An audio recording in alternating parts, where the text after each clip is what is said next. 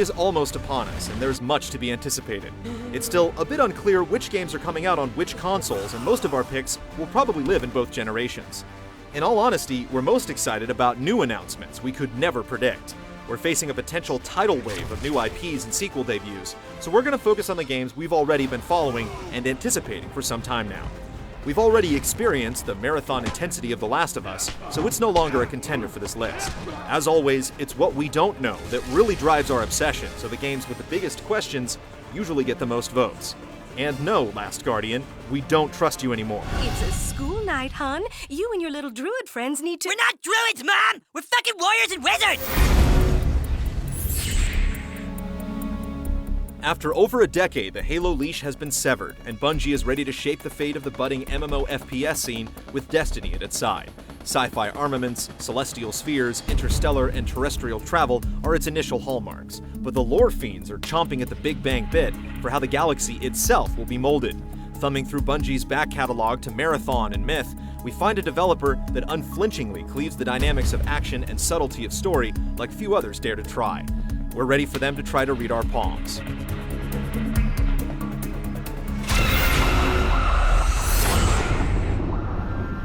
Like others, we at Game Trailers had mourned the death of the genre once known as survival horror. Looking at recent games in the Resident Evil and Dead Space series, it seemed that the survivors were winning the arms race and that horror was on the run. The Evil Within, from the original creator of Resident Evil, looks like it could prove that the genre isn't dead yet.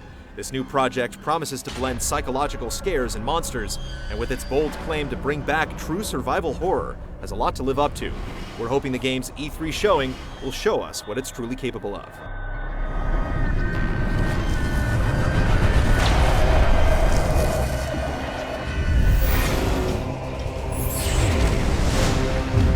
We're 2 assassins down, with 6 more of Black Mask's brood to be revealed before Arkham Origins is released this October. All the bat signals so far indicate that Warner Bros. Montreal will build upon the improvements added to the series in Arkham City. Everything will be bigger, from the mapping of Gotham to the scanning of crime scenes. Catwoman appeared as a playable anti-hero 2 years ago at E3, so maybe this year we'll see some more unexpected faces joining Batman's side. Rumors of multiplayer modes and prequel story secrets have made us mad as a hatter to get our hands on this game.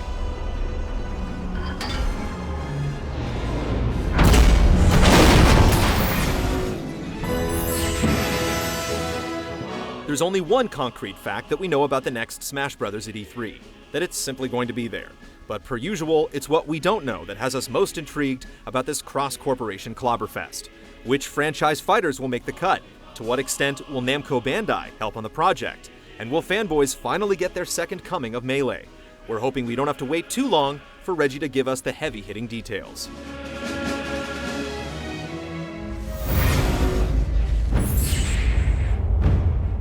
During the PlayStation 4 announcement, Capcom showed off a video that figuratively melted our eyeballs. This battle would be impressive enough as a cutscene, but it's purported to be in-game footage, thanks to the sorcery of the next-gen Panta-Ray engine.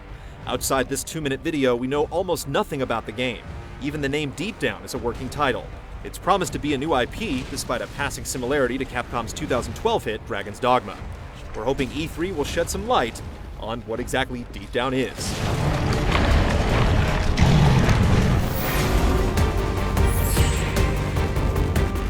For a series that's been hiding in the shadows for quite some time, Thief has managed to easily snatch our hearts within moments of its re-emergence with its tight controls, detailed Victorian environments, and confrontation-averse style of gameplay.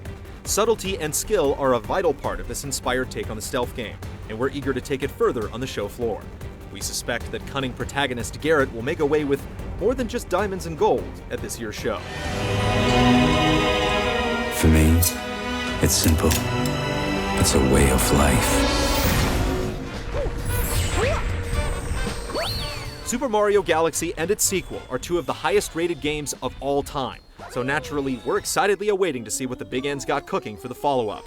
So far, the company has kept the game under wraps, only divulging its existence during a Nintendo Direct earlier this year. All we know is that the game will debut at E3, but there are countless questions surrounding this latest entry. Will it be another entry in the Galaxy series, or will it perhaps take the franchise in a bold new direction? Given Mario's track record, it's hard not to get excited about the possibilities. Woohoo! Woohoo! Considering the volume of tears, blood, and many, many hours that Dark Souls has extracted from the GT office, it's no surprise that the promising sequel is high on our list. The development of Dark Souls 2 is considered a matter of great importance, and the successor is yet to be proven worthy. First impressions seem to be in order, but can the brilliance of the predecessor be matched? Could it perhaps even be surpassed? The next Souls game will be held to a high standard, and whatever Dark Souls 2 shows us at E3, this grim and adventurous soul will be met with great anticipation, and subjected to every scrutiny.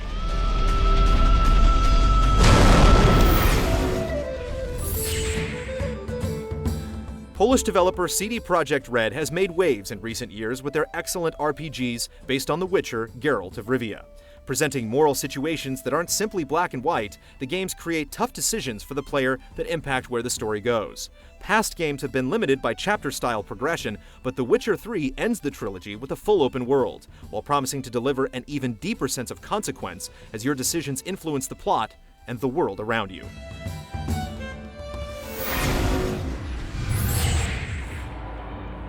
After months of fans piecing together cryptic clues and forming elaborate internet theories, Hideo Kojima revealed The Phantom Pain to be Metal Gear Solid 5, stating that Ground Zeroes would serve as the prologue to the series' next installment. Yet many questions remain unanswered. How is the plot tied between Ground Zeroes and The Phantom Pain? Who exactly is the amputee patient you'll be playing as? Why are you hallucinating flaming whales? Are those hallucinations?